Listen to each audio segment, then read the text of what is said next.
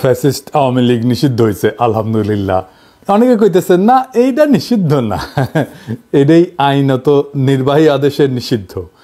আইনিভাবে নিষিদ্ধ হবে যদি আমরা পর্যাপ্ত পরিমাণে প্রমাণ দাখিল করতে পারি আদালতে। তারপরে সারা দেশে এক নতুন মেরুকরণ হইতেছে আওয়ামী লীগের বিচার প্রশ্নে। এই মেরুকরণে বিএনপি ছাড়া ফ্যাসি বিরোধী সবাই রাস্তায় নামিছিল। এই ঐক্যটাই আগামীর বাংলাদেশ। এই ঐক্যের শুরু মার্চ ফর গাজা থেকে। বিএনপি এখানে ছিল কিন্তু না থাকার মতোই, শেষ মুহূর্তে এসে ট্রেনে ওঠার মতো আর কি, লাস্ট মোমেন্টে এসে একটা বক্তৃতা মেরে গেছে। এই আওয়ামী লীগ নিষিদ্ধের আন্দোলনে বিএনপি নাই, ছিল না। বিএনপি আমাদের সাবেকে বলতেছে আমরা আহ্বান জানাইছি, ওনারা আসেন নাই। ফেয়ার এনাফ, ওনারা ওনাদের রাজনীতি ঠিক করে নিছে, ওনাদের জন্য আওয়ামী লীগ নিষিদ্ধ কোনো জরুরি বিষয় না। কিন্তু এটাই হবে আগামীর বাংলাদেশের রাজনৈতিক ফ্রন্ট, যারা আওয়ামী লীগ নিষিদ্ধের প্রশ্নে মাঠে নামছে। এই ফ্রন্ট যদি দাঁড়ায় যায় তাহলে বিএনপি খুবই মুশকিলে পড়বে এদের সাথে নির্বাচনে মোকাবেলা করতে, কারণ এরাই ভারতীয় আধিপত্যবাদের বিরুদ্ধে আওয়ামী লীগের নিষিদ্ধের পক্ষে। আওয়ামী লীগকে কি নিষিদ্ধ করা উচিত? অনেকে কইতেছে এটা একটা ফ্যাসিবাদী আচরণ। এই প্রশ্নটা আমরা কিভাবে ফয়সালা করব? আমাদের এই প্রশ্নে ফয়সালা করতে হবে আবেগের ঊর্ধ্বে উঠা, কোনো ঘৃণা বা আবেগের বশবর্তী না হইয়া এটা আমাদের ফয়সালা করতে হবে। এমনভাবে করতে হবে যেন ওই কথা কামেলারা কোনো যুক্তি তুলে ধরতে না পারে, বিএনপি যেন পিছলাই যেতে না পারে। বিএনপি আওয়ামী লীগ নিষিদ্ধের প্রশ্নে কোনো শক্ত অবস্থান নিতে পারে নাই, তাই না? এক এক সময় এক এক কথা বলিছে, এক এক নেতা এক এক আর্গুমেন্ট দিচ্ছে। সব কিছুর সার কথা হইতেছে বিএনপি নির্বাহী আদেশে আওয়ামী লীগের নিষিদ্ধ চায় না। গয়েশ্বরবাবু বলছেন যে আজকে আওয়ামী লীগ নিষিদ্ধ করেছে, আগামীতে তারা বিএনপিকেও নিষিদ্ধ করতে পারে। যমুনা আর শাহবাগে না আইসা বিএনপি পলিটিক্যালি লস করলো, কিন্তু এই ছাড়া বিএনপির উপায় ছিল না। এটাই সেই পলিটিক্যাল লাইন যেটা বিএনপি গ্রহণ করেছে। আবার বিএনপির চেয়ারপারসন মানে খালেদা জিয়ার উপদেষ্টার কথা শুনেন, জোগাড়টার কথা শুনেন।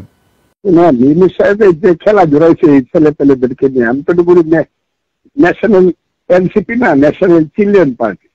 এই বাচ্চা কাচ্চারা কখন কি মনে চায়, এখন দুধ খাবো না, একটু পরে চকলেট খাবো, একটু পরে রসগোল্লা খাবো না, খাবো না।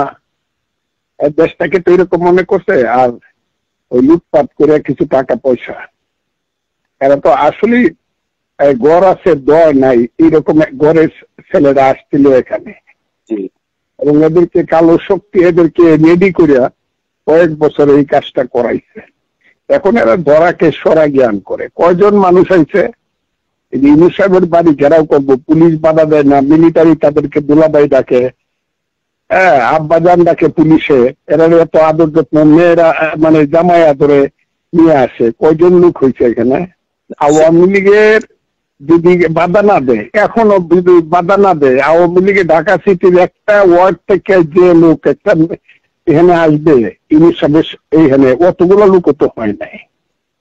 এরা যদি 200-500 লোকে এইভাবে দাবি করে আর রাস্তার মধ্যে বৈশা যদি একটা কোটি কোটি মানুষের একটা রাজনৈতিক দলকে নিষিদ্ধ করে দিতে পারে, ভালো ভালো। কিন্তু এই নিষিদ্ধ তো এই পৃথিবীতে কোনো কারণে কোনো ডেমোক্রেটিক লোক, কোনো গণতন্ত্র বিশ্বাসী লোক চাইতে পারে না। আমার দলও চায় না, আমিও চাই না। এটা তো হইতে পারে। এটা কি করবে তারা? আওয়ামী লীগকে নিষিদ্ধ করলে জনগণ করুক, এ হলো আমার কথা। এরা কারা? এরা কি? ওর কথা আর কইবার চাই না। তো ওই বিএনপি করে নাকি আওয়ামী লীগ করে? আবার মির্জা ফখরুল কি বলেছিল? উনি কইছিলেন আওয়ামী লীগকে নির্বাচনে বাধা এবং নিষিদ্ধ করা উচিত না। কইছিলেন রাজনৈতিক দল হিসেবে কাউকে বাধা দিতে পারি না আওয়ামী লীগ নিষিদ্ধের বিষয়ে ফখরুল। আবার এখন কইতেছেন 18 কোটি মানুষ আওয়ামী লীগকে চায় না। তো উনারা কি বলেন, বুঝা বলেন কিনা আল্লাহ জানেন। আওয়ামী লীগকে নিষিদ্ধ করার প্রশ্নে কেন বিএনপি দ্বিধান্বিত? কারণ তারা মনে করতেছে যে বাংলাদেশে ইসলামপন্থীদের উত্থান হয়েছে, তারা একা ইসলামপন্থীদের ঠেকাইতে পারবে না। এই জন্যই তাদের এই দ্বিধা বইলে আমার মনে হয়। মির্জা ফখরুলের বক্তব্য আমরা পরে আবার একটু বুঝে দেখবো, কিন্তু এবার আসেন দল হিসেবে আওয়ামী লীগের বিচার কেন হবে সেটা একটু বুঝে দেখি। আসিফ নজরুল ভাই বলছেন রাজনৈতিক দলগুলো চাইলে আওয়ামী লীগ নিষিদ্ধ করা যাবে। আওয়ামী লীগের নিষিদ্ধ কি রাজনৈতিক দলের চাওয়ার বিষয়? সব রাজনৈতিক দল চাইলে কি আমরা কোনো রাজনৈতিক দলকে নিষিদ্ধ করতে পারি? আবার ধরেন কেউ চাইতেছে না, তাইলে কি আমরা কোনো রাজনৈতিক দলকে নিষিদ্ধ করতে পারবো না? এটা একটা জটিল প্রশ্ন। এই প্রশ্নটা আমাদেরকে খুব গভীরভাবে বুঝে দেখতে হবে। কেন আওয়ামী লীগের বিচার আর নিষিদ্ধের বিষয়টা রাজনৈতিক দলগুলোর চাওয়া না চাওয়ার বিষয় না, এমনকি জনগণের চাওয়া না চাওয়ার বিষয় না। ধরেন একজন ব্যক্তি অপরাধ করলো, তাকে ব্যক্তিগতভাবে দায়ী করা যায়, এটা খুবই সহজ কথা। কিন্তু যখন একটা রাজনৈতিক দল সংগঠিতভাবে অপরাধ করে, রাষ্ট্রবিরোধী কাজ করে, মানবাধিকার লঙ্ঘন করে বা গণতন্ত্র ধ্বংস করে, তখন বিষয়টা শুধু ব্যক্তির অপরাধ থাকে না, তখন তা হয় ইনস্টিটিউশনাল বা সাংগঠনিক অপরাধ, যার বিচার দল হিসেবে করা যায়। তো এই সংগঠিত অপরাধটা কি আসলে? এই সংগঠিত অপরাধ হইতেছে রাজনৈতিক দলের সেই অপরাধ যা রাষ্ট্রের যে বুনিয়াদী আদর্শ সেটাকে ধ্বংস করে দেয়। রাষ্ট্রের বুনিয়াদী আদর্শটা কি, এটা বুঝতে হলে আমাদের বুঝতে হবে রাষ্ট্রটা আসলে কি। এই বিষয়টা একটু জটিল মনে হইতে পারে, কিন্তু সেলসেলাইয়া বুঝে যাবেন, কোনো অসুবিধা নাই। এই বিষয়টা আমাদের বোঝা খুবই দরকার, কেন আওয়ামী লীগকে আমরা নিষিদ্ধ করতে চাই। রাষ্ট্র আমাদের সবার সার্বভৌম ক্ষমতার একটা অংশের সমষ্টি, মানে সবার, আপনার আমার সবার সার্বভৌম ক্ষমতার একটা অংশ আমরা দিয়া রাষ্ট্রটাকে বানাই। যে আমরা রাষ্ট্রকে দিয়া, ওই সার্বভৌম ক্ষমতা রাষ্ট্রকে দিয়া তারা শক্তিশালী করি। কেন করি? কারণ সে আমাকে রক্ষা করবে, এটা রাষ্ট্রের দায়িত্ব। ধরেন আমরা কেউ মারল, একজন মর্যাদাবান মানুষ হিসেবে আপনার আমার দায়িত্ব হচ্ছে পাল্টা মাইর দেওয়া, তাই না? যে আমরা মারছে, আমরা পাল্টা মার দিই না। কেন দিই না? আমি আমার পাল্টা মার দেওয়ার ক্ষমতাকে রাষ্ট্রের হাতে অর্পণ করি আর বলি আমার এই ক্ষমতা নাও, আর আমারে যে মারছে তার বিচার করো। এই যে রাষ্ট্রের সাথে আমার বোঝাপড়া, জনগণের যে চুক্তি, আমি যে কইলাম যে আমার ক্ষমতা নাও, তুমি এটার বিচার করবা, এটাই হইতেছে সংবিধান। আমার রাষ্ট্রের কাছে নিবেদন করার শক্তি নিয়ে তৈরি হয় রাষ্ট্রের প্রতিষ্ঠান, পুলিশ হয়, আর্মি হয়, আদালত হয়, নির্বাচন কমিশন হয়, আমলাতন্ত্র হয়। তাহলে রাষ্ট্রের মৌলিক কাজ হতেছে নাগরিকের সুরক্ষা দেওয়া। সরকার আমরা নির্বাচন করি এই রাষ্ট্রকে চালানোর জন্য, সে আমার আপনার চাকর, কিন্তু সেই যখন মালিক হইয়া বসে আর রাষ্ট্র যেটার মালিক সেটা দখল নিয়ে নেয় আর আমার বিরুদ্ধেই কৃপান তোলে, আমারে সুরক্ষা কি? আমি হয়ে যাই জুলুমের শিকার, আমারে ক্রসফায়ারে দেয়, আমারে গ্রুম করা হয়, আমার সম্পদ লুট করা হয়। সে বলতে থাকে এটা আমার দেশ, আমার বাবা স্বাধীন করেছে, আমি দেশের মানুষকে খাওয়াই, আমি এটা করে দিয়েছি, ওইটা করে দিয়েছি, আমি তো বলে দিয়েছি, সব বন্ধ করে বসে থাকবো, আমি টিভি চ্যানেল দিয়েছি, আমি মোবাইল দিয়েছি, আমি উন্নয়ন করেছি, আমি আমি আমি আমি আমি আমি এইটা একটা রাষ্ট্রের সাথে, ওই নাগরিকের সাথে কন্ট্রাক্টের বরখেলাপ। এটাই রাষ্ট্রের বুনিয়াদী বৈশিষ্ট্যকে ধ্বংস করা। এই দলকে রাষ্ট্রে থাকতে দেওয়া যাবে না, এটা ক্যান্সার। এটাকে কাইটা ফেলে না দিলে আপনাদের মেরে ফেলবে। সব দল যদি চায়, সব মানুষ যদি চায় না এই দল থাকুক, তাও এটারে থাকতে দেওয়া যাবে না। মির্জা ফখরুল বলেন যে জনগণ সিদ্ধান্ত নেবে আওয়ামী লীগ থাকবে নাকি থাকবে না। এটা একটা বুলশিট। এটাতে বোঝা যায় উনি রাজনীতি বিষয়টাই বুঝেন না, অথবা ইচ্ছা কইরা বিভ্রান্ত করতেছেন। আওয়ামী লীগকে নিষিদ্ধ করা জনগণের সিদ্ধান্ত নেওয়ার বিষয় না, এটা আগে আলাপ করছে কেন, আর একবার একটু বুঝে দেখি। কোন দল তাদের আদর্শ বা রাজনীতি একটা গণতান্ত্রিক রাষ্ট্র সহ্য করতে পারবে কিনা, এই সিদ্ধান্তগুলো নির্ধারিত হয় মূলত আইনের শাখা বা জুরিসপ্রুডেন্স এবং রাজনৈতিক দর্শনের আলোকে। এগুলোর সাথে জনমতের কোনো সরাসরি সম্পর্ক নাই। এটা জনমতের বিষয়ই না, এটা একটা আইনি বিষয়, এটা একটা রাজনৈতিক দর্শনের বিষয়। জনমত দিয়ে তাইলে কি করা হয়? জনমত দিয়ে করা হয় রাষ্ট্র কেমন হবে, কি ধরনের ন্যায় বিচার ভিত্তিক কাঠামোর উপরে দাঁড়াবে, সেটাই জনমতের মূল ফয়সালা। এই জনমতের ভিত্তিতে রাষ্ট্রে যে একটা ইনসাফের কাঠামো গড়ে ওঠে, ইনস্টিটিউশন গড়ে ওঠে, আমরা যেটাকে ইনস্টিটিউশন বলি, সেইটাই আইন প্রয়োগের মাধ্যমে কার্যকর হয়। কখনো কখনো জনমত রাষ্ট্রীয় ফাউন্ডেশনের, এই বুনিয়াদী ফাউন্ডেশনের পরিপন্থী হতে পারে। সেই পরিস্থিতিতে জনমতে তোয়াক্কা করা যাবে না। রাষ্ট্রকে সিদ্ধান্ত নিতে হবে যে তার ন্যায় বিচারমূলক কাঠামো অনুযায়ী এইটা তার ফাউন্ডেশনের পরিপন্থী কিনা। যেমন ক্রসফায়ার, পুলিশ হেফাজতে নির্বাচন, গণধোলাই, এই সমস্ত অনেক দেশে জনপ্রিয় হতে পারে, পাবলিক পছন্দও করতে পারে, কিন্তু তার রাষ্ট্রের মৌলিক ন্যায় বিচার এবং ভাবনার পরিপন্থী। সুতরাং এইগুলা বিচার ব্যবস্থার দৃষ্টিতে খুন, টর্চার, অ্যাটেম্প টু মার্ডার, এইসব ফৌজদারি অপরাধ হিসেবে গণ্য হবে। এইখানে জনমতের দোহাই দিয়া অপরাধের অস্বীকারের কোনো সুযোগ নেই। এই একই যুক্তিতে কোনো রাজনৈতিক দলকে নিষিদ্ধ করা হবে কিনা সেটা নির্ধারিত হবে রাষ্ট্রের মৌলিক ন্যায় বিচার এবং রাজনৈতিক আদর্শের সাথে ওই দল সঙ্গতিপূর্ণ কিনা তার উপরে। জনমত বা অন্যান্য কোনো রাজনৈতিক দলগুলোর মতামত এখানে বিবেচ্য না। যদি আওয়ামী লীগ আদর্শিকভাবে ফ্যাসিস্ট হয় এবং সন্ত্রাসবাদ হয় তাদের রাজনৈতিক কৌশল, তাহলে বিএনপি বা অন্য দল তাদের টিকায় রাখার পক্ষে থাকলেও রাষ্ট্র তাদের নিষিদ্ধ করতে বাধ্য, কারণ এইটা রাষ্ট্রের ফাউন্ডেশনের বিরোধী, এটা রাষ্ট্রকেই ধ্বংস করে ফেলবে। আবার যদি আওয়ামী লীগ এইসব মানদণ্ডে না পড়ে, তাহলে বিএনপি, অন্য দল, জনগণ সবাই বিরোধিতা করলেও শুধু জনমতের ভিত্তিতে তাদের নিষিদ্ধ করা যাবে না। আওয়ামী লীগকে নিষিদ্ধ করাটা ফ্যাসিবাদ না, বরং ফ্যাসিবাদের দোহাই দিয়ে এই ইন্ডিয়ান মাফিয়া দুর্বৃত্তকে টিকায় রাখাটাই একটা ফাতরামি। এরকম ফাতরা বাংলাদেশে অনেক জন্ম নিয়েছে, কথা কামাল একটা সবচেয়ে বড় ফাতরা হয়েছে। ওরে রাজনীতি বুঝাই দিতে হবে। রাজনীতি কি? যদি কোনো দল গণতন্ত্র ধ্বংস করে, নির্বাচনকে নাটকে পরিণত করে, বিরোধী মত দমন করে, গুম খুনকে রাষ্ট্রীয় নীতি বানায়, তবে সেই দল রাষ্ট্রের বিরুদ্ধে অবস্থান নেয় এবং রাষ্ট্রকে ভেতর থেকে ধ্বংস করে।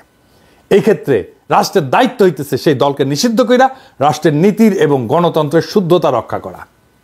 আওয়ামী লীগকে বিচার করার প্রশ্ন উঠলে দেখতে হবে তার রাষ্ট্রীয় গুমের মূল সংগঠক কিনা, তারা নির্বাচন ব্যবস্থাকে ধ্বংস করে ক্ষমতায় ছিল কিনা, তারা প্রশাসন এবং বিচার বিভাগকে দলীয়করণ করেছিল কিনা, তারা রাষ্ট্রের জনগণের সম্পত্তি এটা লুট করছে কিনা, পাচার করছে কিনা, তারা কি গণতন্ত্রের মৌলিক কাঠামো ভেঙে দিছে। এই প্রশ্নগুলোর উত্তর যদি হয় ইতিবাচক, হ্যাঁ, তবে শুধু ব্যক্তি না বরং দল হিসেবে তাদের বিচার হওয়াটা ন্যায্য। রাষ্ট্রের একটা নৈতিক আত্মা থাকে। জন রলস বলছিলেন, a just society is one in which institutions are fair. একটা ন্যায্য সমাজ সেটাই যেখানে প্রতিষ্ঠানগুলো ন্যায্য। যদি কোনো দল রাষ্ট্রীয় প্রতিষ্ঠানকে অন্যায্যভাবে ব্যবহার করে তবে সেই দলের অস্তিত্বই রাষ্ট্রের ন্যায়বোধের পরিপন্থী। এই কারণে আওয়ামী লীগ একটা সংগঠিত অপরাধী শক্তিতে পরিণত হয়েছে, রাজনৈতিক দল এটার নাই। তাই এই সংগঠিত অপরাধী দলকে নিষিদ্ধ করা একটা ন্যায়পরায়ণ রাষ্ট্রের দায়িত্ব, দল না। রাষ্ট্র গুরুত্বপূর্ণ। রাষ্ট্র গণতন্ত্র রক্ষা করতে ব্যর্থ হইলে সেটা তার নিজের আত্মাকে হত্যা করে। আওয়ামী লীগ যদি বারবার প্রমাণ করে তারা গণতন্ত্র, মানবাধিকার, আইনের শাসনকে ধ্বংস করেছে, তবে সেই দলের প্রতি সহনশীলতা নয় বরং আইনি এবং নৈতিক বিচারে নিষিদ্ধ করাই হবে প্রকৃত প্রগতিশীলতা। দেখেন, মুজিবের আমলে এইটা স্বৈর শাসন আনছে না, আবার হাসিনার আমলে ফ্যাসিবাদ। একই দল তো, তাই না? একই দল তো বাকশাল করছে, একই দল হাসিনা করছে, একই দল হাসিনা ফ্যাসিবাদ করছে। এইখানে শাহবাগ, যেহেতু শাহবাগে আন্দোলনটা হয়েছে, একটা অংশ প্রথমে শুরু হয়েছিল যমুনার পরে, তারপর ওখান থেকে শাহবাগে আসছে। এইখানে শাহবাগ নামটা বিএনপি নিয়ে আসছে 2013 সালে জামাত বিরোধী আন্দোলনের আইকন হিসাবে। যে আন্দোলন ফ্যাসিবাদ কায়েম করছিল, বিএনপি কইতেছে শাহবাগে সবাই গেছিল, ছাত্রদল যায় নাই। এটা 6 ফেব্রুয়ারির সংবাদ, মানে শাহবাগ শুরু হওয়ার পর দিন। আর 12 ফেব্রুয়ারিতে বিএনপি শাহবাগকে স্বাগত জানাইছে। হ্যাঁ, ওইটা আর কয় না। হ্যাঁ, বুঝছাও। এইবার বিএনপির লোকেরা বলেন তো, আপনার দল কেন স্বাগত জানাইছিল? বিএনপির অনেকে, আমিও সিপিবির কর্মী হিসেবে শাহবাগে গেছিলাম, আমি সাক্ষী, বিএনপির লোকেরা গেছিল। আমার দল শাহবাগ ত্যাগ না করলেও আমি দল ত্যাগ করে তওবা করেছি, ভুল স্বীকার করেছি ব্যক্তি হিসাবে। বিএনপির লোকেরা আমার শাহবাগের টাইমে স্ক্রিনশট আর আগের ভিডিও নিয়ে দেয়, দেখায় আর কি, যে দেখো দেখো দেখো কি কইছিল কি কইছিল কি কইছিল। এই নিয়ে আলাপ করবো আজকে। কিন্তু আপনার দল বিএনপি যে শাহবাগের স্বাগত জানিয়েছিল তার জন্য তওবা করেছিলেন, করেন নাই। হ্যাঁ, বেশি ফাতরামো করেন না। হ্যাঁ, বেশি ফাতরামো করেন না, আপনারাই ধরা খাইবেন। শাহবাগ আওয়ামী নিষিদ্ধের আন্দোলনের জায়গা হইয়া তার ঐতিহাসিক পাপ মোচন করেছে। জার্মানিতে একটা জায়গা আছে, রেইনহার্ড হেডরিক প্লাৎজ বলে, বার্লিনে। 1930-এর দশকে নাৎসিবাদীর জন্ম ওই জায়গাটায়। হিটলারের জার্মানির প্রতীকী স্থান ছিল এটা। আর 60-70-এর দশকে এইখানেই ছাত্র জনতা নাৎসি অতীতের বিরুদ্ধে এবং সমাজতান্ত্রিক অধিকারের দাবিতে আন্দোলন করে। প্রথমটা ছিল ফ্যাসিবাদের প্রতিষ্ঠার পক্ষে, দ্বিতীয়টা ফ্যাসিবাদের বিচার এবং গণতন্ত্রের দাবির পক্ষে। চীনে দেখেন না তিয়ানানমেন স্কোয়ার, এখানে কি হয়েছিল? 1949 সালে কমিউনিস্ট পার্টির বিজয় ঘোষণা করা হয়েছিল এবং গণচীনের প্রতিষ্ঠার আনুষ্ঠানিকতা এই স্কোয়ারে হয়েছিল। আবার 1889 সালে, তখন আমরা ছাত্র, কেবল ছাত্র জীবনের শেষ দিকে, সে একই স্কোয়ারে ছাত্র তরুণদের গণতন্ত্র এবং রাজনৈতিক সংস্কারের পক্ষে বিশাল বিক্ষোভ হয়েছিল। পরে সেনাবাহিনী গুলি কইরা সেটা দমন করে। প্রথমটা ছিল কমিউনিস্ট শাসনের প্রতিষ্ঠা, আর দ্বিতীয়টা ছিল কমিউনিস্ট শাসনের অবসানের আকাঙ্ক্ষার আন্দোলন। তো শাহবাগের টাইমে আমি একটা বক্তব্য দিয়েছিলাম, সেটা আরো অনেক দিয়েছিলাম, কিন্তু একটা বক্তব্যই ঘুরে ঘুরে বেড়ায়, আপনারা নিশ্চয়ই দেখেছেন। আগে বক্তব্যটা শোনেন, আমি নিজেই দেখাচ্ছি, শুনেন। একটা জিনিস বুঝতে হবে, Jamaat was not a mere collaborator. Jamaat was part of East Pakistan provincial government. তারা 4টা মন্ত্রী ছিল, commerce, revenue, industry and education. 4টা মন্ত্রী নিয়ে ইস্ট পাকিস্তান প্রভিন্সিয়াল গভর্নমেন্ট যারা গণহত্যা চালিয়েছে, যারা সেই আর্মিকে, পাকিস্তান বর্বর আর্মিকে নেতৃত্ব দিয়েছে, সেই সরকারের পার্ট ছিল জামাত ইসলাম। সো সেই গণহত্যার, মুক্তিযুদ্ধের সময়ের গণহত্যার সমস্ত অপরাধের নৈতিক এবং বাহ্যিক ব্যবহারিক দায়িত্ব এই সংগঠনটাকে নিতেই হবে। দেখেন কয় ওরা, দেখি যা কি কইছিল কি কইছিল, আমি ওইটি যা বলেছিলাম তা এখনো ভ্যালিড, আমি এটার পক্ষে। আমি এই কথাটা জামাতকে এখনো বলি, কয়েকদিন আগেই বলেছি। জামাত আমার এলাই হইতে পারে, আমার মিত্র হইতে পারে, কিন্তু তার পলিটিক্যাল মিস্টেকের দায় তো আমি নিব না, কেউই নিবে না।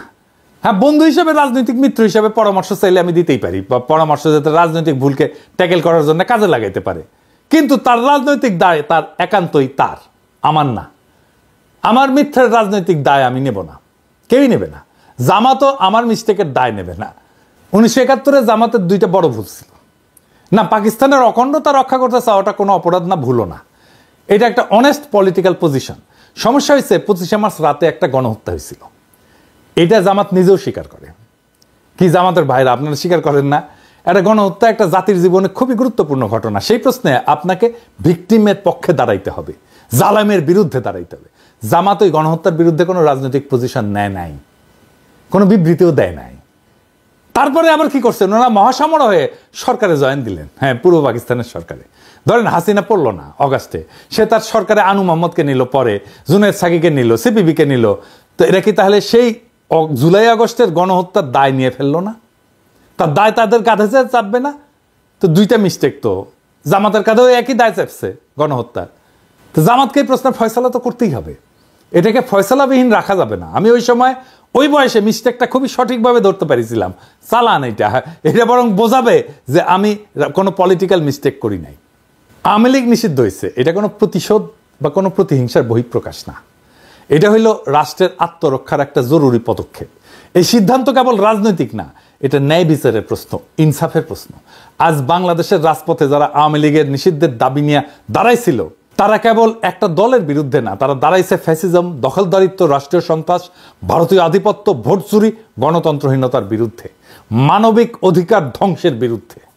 বিএনপি এই ইতিহাস ঘন মঞ্চে থাকতে পারল না, আফসোস। তাতে কিছু আসে যায় না, ইতিহাস অপেক্ষা করে না। যে ফ্রন্ট আজকে রাজপথে নামছে তারাই ভবিষ্যতের বাংলাদেশ রচনা করবে। এই লড়াই কোনো দলের পক্ষে বা বিপক্ষে না, এই লড়াই একটা নতুন রাষ্ট্রচিন্তার পক্ষে, যেখানে জনগণ হবে মালিক, রাষ্ট্র হবে তাদের রক্ষক, আর আইন হবে সকলের জন্য সমান। ফখরুল সাহেবরা যতই বলুক নিষিদ্ধ করা উচিত না, জনগণ আজ সিদ্ধান্ত নিয়ে ফেলছে, এই দল আর রাষ্ট্রে থাকতে পারবে না। কারণ এই দল জনগণের উপর চালাইছে যুদ্ধ, এই দল আদালত, প্রশাসন, নির্বাচন সবকিছু ধ্বংস করে নিজের জন্য একটা ব্যক্তি নির্ভর ফ্যাসিস্ট রাজত্ব কায়েম করছিল। এখন সময় আসছে জনগণের রাষ্ট্র পুনর্গঠনের। যারা আওয়ামী লীগের বিচার চায়, নিষিদ্ধ চায়, তারাই আজ বাংলাদেশের আসল গণতান্ত্রিক শক্তি। ইতিহাস একদিন বলবে এই নিষিদ্ধই ছিল গণতন্ত্র পুনরুদ্ধারের প্রথম পদক্ষেপ।